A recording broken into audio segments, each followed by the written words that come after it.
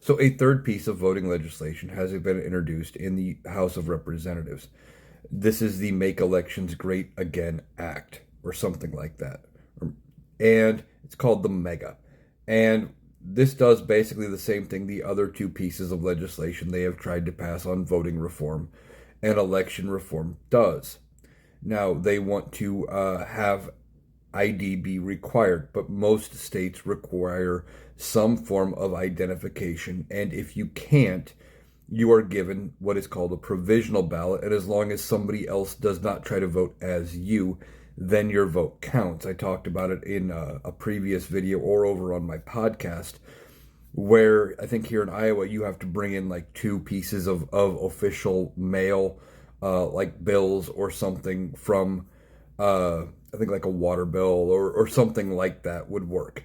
But they want to force a voter ID, and they want you to prove your citizenship on your voting registration. Now, I remember when I signed up to vote or when I registered, I did it as part of getting my license at 18. And they had already needed to see my birth certificate in order to issue me, my permit, and then my first license at 16 and all of those things. So they already had that information, and it was never required.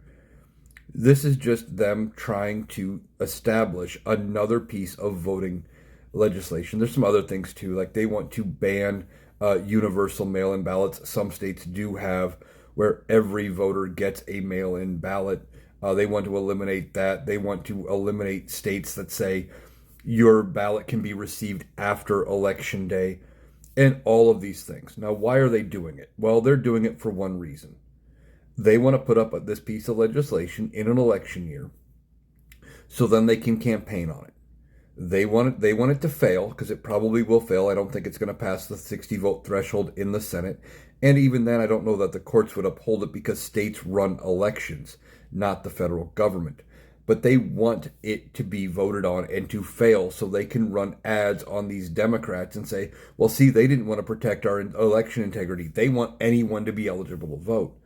Except every time when they run these election audits and things, they only find one or two people ever that have voted who shouldn't, or that were immigrants and voted who shouldn't. They find several other people who voted for Donald Trump. There have been people charged where like they voted for their mother who was either passed or not mentally sound enough to vote. I remember a criminal case like that.